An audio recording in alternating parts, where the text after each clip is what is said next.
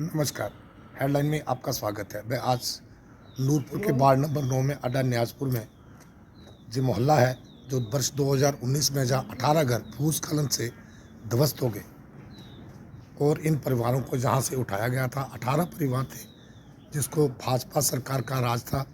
इन सभी परिवारों के लिए एक एक दो दो कमरे सरकारी आवासों में दिलवाए गए थे, लेकिन कई जो कमरे इनको दिए गए वो इससे भी बदतर हालत में थे। उनको भी छोड़कर कुछ लोग अपने घरों को वापस आ रहे हैं, जो कि खतरे से खाली नहीं है।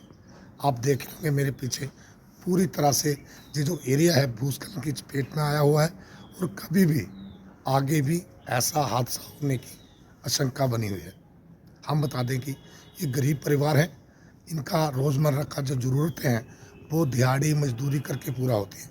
अभी कईयों की बेटियों की शादी है, कई लोग बीमार हैं, जो मियाँ बीबी दोनों चारपाई पे हैं, उनको पैरालाइज हुआ है, दवाई के पैसे नहीं हैं, तो वो किस तरह से अपना घर परिवार चला पाएंगे।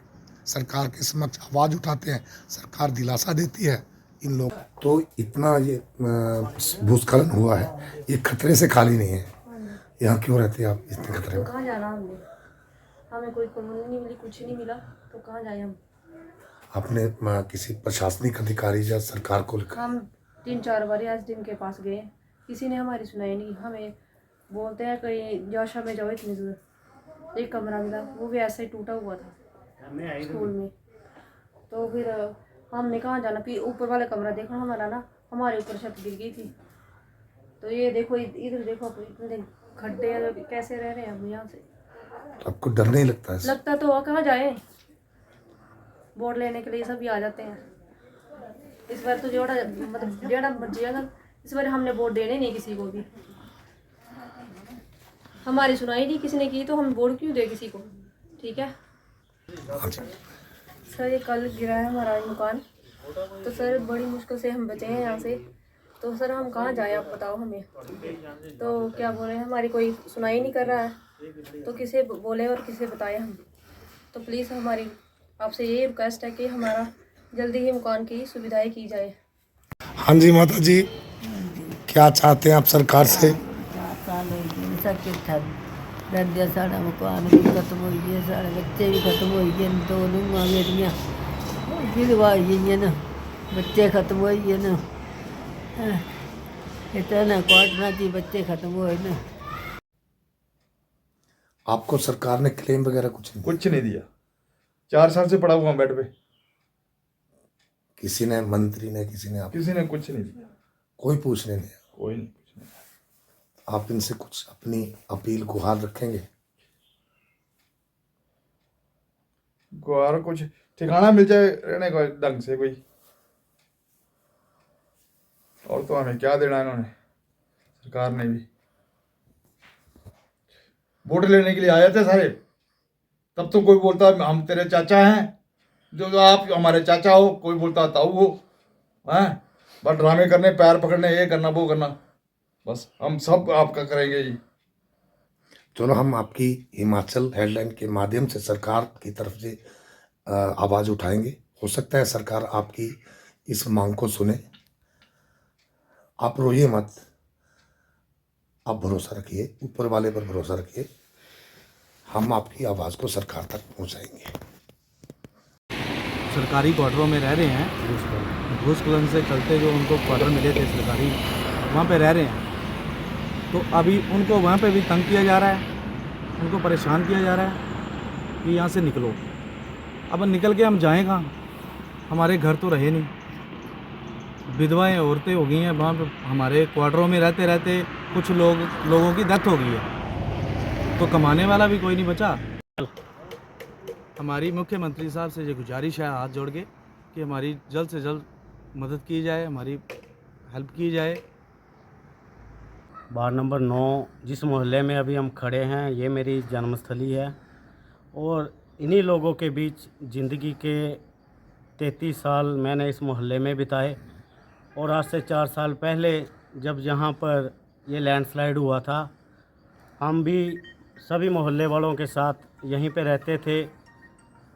मौके के हालात में 3 घर इस तरफ जमींदोज हो गए, जिसको देखते हुए मौजूदा समय में भाजपा सरकार में विधायक श्री राकेश पठानिया जी मौके पर आए, साथ में उनके नूरपुर एसडीएम, तहसीलदार सभी मौके पर आए। उन्होंने मौके के हालात को देखते हुए जो भी मकान जहाँ पे जमींदोज हो गए और जो बाकी मकान खतरे में थे, उन सभी को खाली करवाकर सरकारी आवासों में शिफ्ट करवाया था, ताकि यहाँ पर जान माल का किसी का कोई नुकसान ना हो। परंतु अफसोस की बात यह है कि आज कि जब यहाँ से इनको शिफ्ट करवाया गया था, उस पर नूरपुर एसडीएम के माध्यम से पूरी फाइल तैयार करके उपायुक्त कांगड़ा को भेजी गई थी। अभी अगर हम देखें तो 14 अक्टूबर 2023 में दैनिक ट्रिब्यून में खबर लगी थी इसी मोहल्ले की। उसमें उपायुक्त कांगड़ा के हवाले से लिखा गया है कि जनवरी 2023 को इन भूस्खलन से प्रभावित परिवारों के 18 जो परिवार हैं, उन परिवारों की सारी ज़मीन अलॉटमेंट की फॉर्मेलिटी पूरी करके प्रदेश सरकार को जनवरी 2023 में भेज दी गई थी। परंतु अफसोस की बात यह है कि 1 साल बीत जाने के बाद भी आज दिन तक दोबारा से जनवरी 2024 शुरू हो गया है, उस फाइल को मंजूरी नहीं मिली। उस फाइल का क्या हुआ, कहाँ दबी है, हम प्रशासन से, उपायुक्त कांगड़ा से यही निवेदन करते हैं कि वो जो फाइल इतनी मेहनत से तैयार की गई थी इन लोगों को ज़मीन अलाट करने के लिए, उस फाइल पर कार्रवाई करते हुए इन लोगों को ज़मीन मुहैया करवाई जाए, ताकि ये लोग भी अपने मकानों में रह सकें। नहीं थी, अब जो सरकारी आवासों में रहते हैं, इनके माध्यम से सुनने को मिलता है, कभी किसी को नोटिस निकाले जाते हैं, कभी किसी को किराए के लिए बोला जाता है।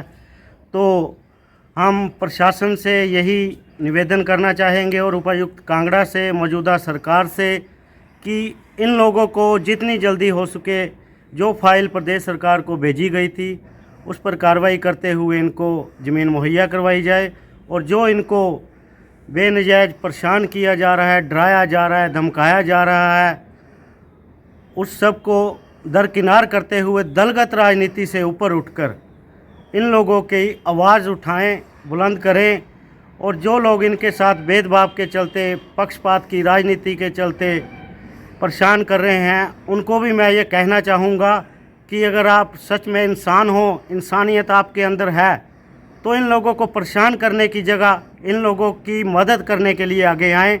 बाकी बहुत जल्द सभी इकट्ठे होकर मुख्यमंत्री महोदय को एसडीएम नूरपुर के माध्यम से एक ज्ञापन देंगे कि उनको ज़मीन जल्दी से मुहैया कराई जाए। धन्यवाद। हिमाचल हेडलाइन न्यूज़ चैनल को लाइक, शेयर, सब्सक्राइब करना ना भूलें। धन्यवाद।